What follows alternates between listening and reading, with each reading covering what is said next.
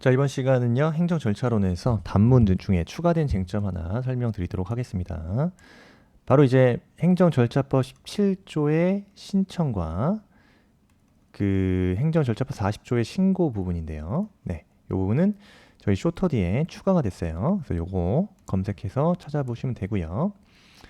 그래서 개념에서 신청과 신고를 구분해놨습니다. 그래서 기본적으로 신청과 신고의 공통점은 양자 모두 요 사인이 그 공법적인 법률 효과를 목적으로 행하는 것이 바로 공통점이다. 그래서 사인의 공법 행위다라는 건 공통점인데 차이가 있죠. 신청과 신고요. 먼저 신청이 뭐죠? 신청은 사인이 공법적 효과의 발생을 목적으로, 그죠? 행정청에 대해서 일정한 행위를 요구하는 그러한 의사 표시가 신청이다. 이죠. 신청이다. 다시 신청이란 것은 사인이 공법적 효과의 발생을 목적으로 행정청에 대해서 일정한 행위를 요구하기 위한 의사 표시가 신청이다. 신고라고 하는 것은 뭐 본래적 의미의 신고, 신고는 두 가지로 또 나누죠. 근데 행정절차법상 40조의 신고, 즉 본래적 의미의 신고라고 하는 것은 사인이 공법적 효과 발생을 목적으로 행정청에 대해서 일정한 사항을 알리는 행위가 바로 신고다. 그죠? 그래서 비슷해요. 그래서 개념만으로는 이걸 신청과 신고로 구별하기 쉽지 않는데 그 법적인 차이점에 대해서 우리가 잘 정리할 필요가 있는 겁니다. 자, 차이점은요. 신청 자체는요. 의사표시라고 그랬죠. 그래서 쌍방적 행위다. 쌍방적 행위이기 때문에 행정청이 어떠한 공법 행위가 행해지는 요건이다 입니다. 그죠? 그래서 행정 혹은 행위 요건적 공법 행위예요. 그래서 그 자체로 신청 자체로는 법률 효과를 완성하지 못하는 행정청의 행위가 요건인, 그죠? 행위 요건적 공법 행위인 반면에 신고라고 하는 건요. 본래적 의미의 신고라고 하는 것은 이거는 사인의 단독 행위예요. 사인의 단독 행위로서, 그죠? 이거는 쌍방적 의사표시, 쌍방적 행위. 신고는 사인의 단독 행위로서 신고 그 자체로 어떤 법률 효과가 완성된다 이겁니다. 그러니까 신고 그 자체로 법률 효과를 완성시킨다. 신고 자체로 법률 효과가 완성되는, 다른 말로 자체 완성적 공법 행위다. 대표적으로 객관식에서 우리가 맨날 외웠던 게 뭐가 있죠? 대표적으로 건축법상의 건축 신고다. 대표 정의가 건축법상의 건축 신고가 있다. 근데 건축 신고 중에서도 우리 판례는 건축 신고 반려행위와 같은 경우 예외적으로 항고소송의 대상으로 인정한 바 있습니다. 왜? 이거 예외니까 기억하셔야 돼요. 그래서 지금은 개념에서 신고 자체는 사인의 공법적 효과 발생을 목적으로 행정청에 대해서 일정한 사항을 알리는 행위로서 사인의 단독 행위이다. 따라서 신고 그 자체로는 법률 효과를 완성하는, 신고 그 자체로 법률 효과를 완성하는 자체 완성적 공법 행위이다 라는 점에서 신청과 신고의 개념적인 차이가 있다 이거죠. 그 다음에 신청과 신고의 효과에 있어서요. 자, 네 가지를 정리해야 됩니다. 기본적으로 신청이 요건을 갖춘 신청이다. 적법한 요건을 갖췄다면, 자, 이것도 기억해야겠죠? 자, 개념을 정리했고, 자, 어디에서 차이가 있는지 볼게요. 자, 신청 자체에서요. 우선 요건이 적법했다. 즉, 적법한 요건을 구비한 신청이었다. 혹은 적법한 요건을 구비하지 않은 신청인 경우 그에 대한 효과적인 데서 어떻게 차이가 있냐 보자 이겁니다. 우선 적법한 요건을 갖춘 신청인 경우는요. 행정청은요.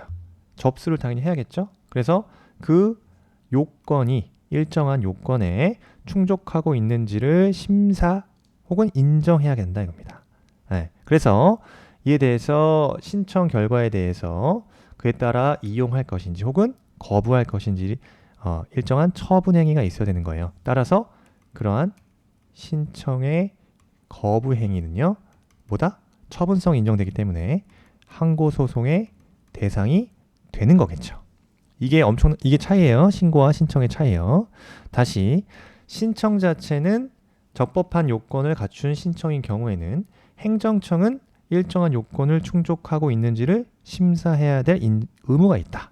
따라서 이를 인정해서 그 신청을 이용할 것인지 혹은 거부할 것인지 처분을 하게 된다. 이에 따라서 신청을 거부한 행위 자체는 처분성이 인정되기 때문에 항고소송의 대상이 된다. 입니다. 자, 반면에 요건 자체가 적법한 요건을 갖추지 못한 경우에요. 그러면 신청한 경우죠. 부적법한 경우에는 자, 행정청은 수리 거부할 수 있죠. 네, 수리 거부할 수 있는 요건이 정확하게 되는 겁니다. 따라서 수리가 되었다 하더라도요. 자, 수리 거부 요건을 갖추었기 때문에 행정청은 수리 거부하면 돼요. 다만 행정청이 수리 거부 요건을 갖추었음에도 불구하고 수리를 할 수 있죠. 예. 자, 수리를 할 경우, 자, 이러한 수리 행위 자체가 뭐가 됩니까? 당연히 취소 소송의 대상이 된다. 따라서 그 하자 정도에 따라서 취소 소송 대상이 되며 중요한 거는 취소되기 전까지요. 취소되기 전까지는 그 효력 자체는 유효하다. 왜 그렇다? 네. 아직 취소 소송으로 이러한 처분 행위가 취소되지 않았다. 그럼 취소되기 전까지 그 효력 자체는 유효하다. 왜? 네. 행정행위의 공정력 때문에 그렇다 이거죠. 행정행위의 공정력 때문에 그 행정행위는 유효로 인정될 수 있는 겁니다. 이것도 우리가 취소 소송 혹은 행정심판에서 취소 심판을 하는 이유가 뭡니까? 이러한 행정행위 자체가 취소되기 전까지 이른 유효하다고 인정되는 효력을 제거해야 되기 때문에 우리가 취소 소송을 제기하는 거죠. 그래서 우리가 기억해야 되는 것은 자, 부적법한 요건의 신청이요. 부적법한 신청인 경우에는 행정청은 수리 거부할 수 있다. 근데 수리를 했다 하더라도 그 하자 정도에 따라서 취소하기까지는 행정행위의 공정력 때문에 그 유효로 인정될 수 있다. 입니다. 그 다음에 자, 신고 볼게요. 자, 신고의 효력에 있어서 차이가 있죠.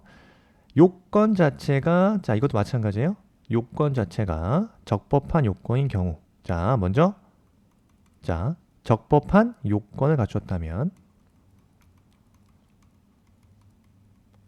자, 요건 자체가 적법했어요.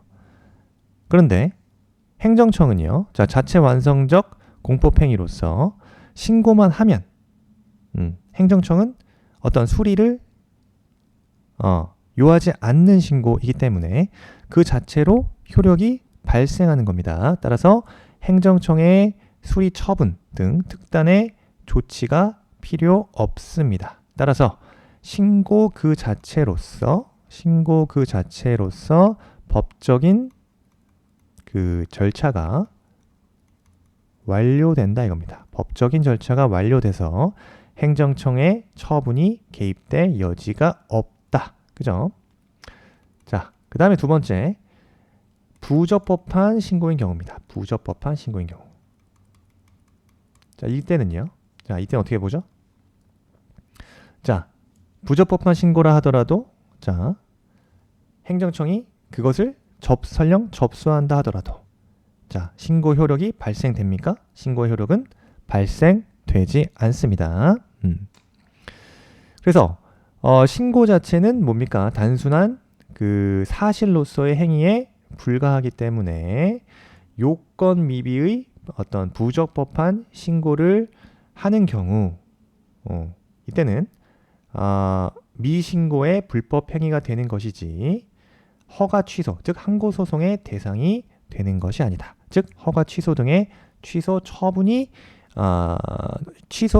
항고 소송으로서 나아가지 않고 취소 소송으로 나아가는 것이 아니라 곧바로 위법 상태를 그냥 제거하면 되는 겁니다. 아시겠죠? 그래서 영업장 같은 경우 예를 들어서 신고행위, 영업행위 등을 했다 이겁니다. 신고, 영업행위를 해야 되는데 그 신고 자체가 부적법했다. 그러면 허가 취소 등의 취소 처분이 아니라 어떻게 된다? 곧바로 영업장 폐쇄 조치라는 거, 영업장 폐쇄 조치를 내리면 된다. 영업장 폐쇄. 그죠? 조치로 위법 상태를 제거하면 그만입니다. 그래서 자기 완결적 신고, 본래적 의미의 신고 자체는 수리 거부 행위 자체가 항고 소송의 대상이 되지 않는다는 거.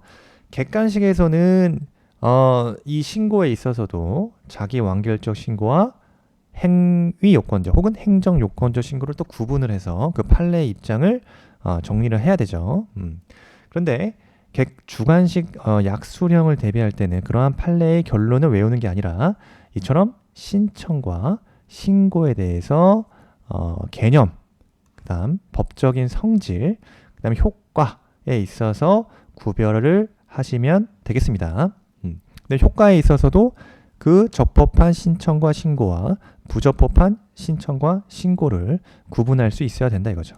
자, 이 부분 잘 정리하시기 바랍니다. 감사합니다.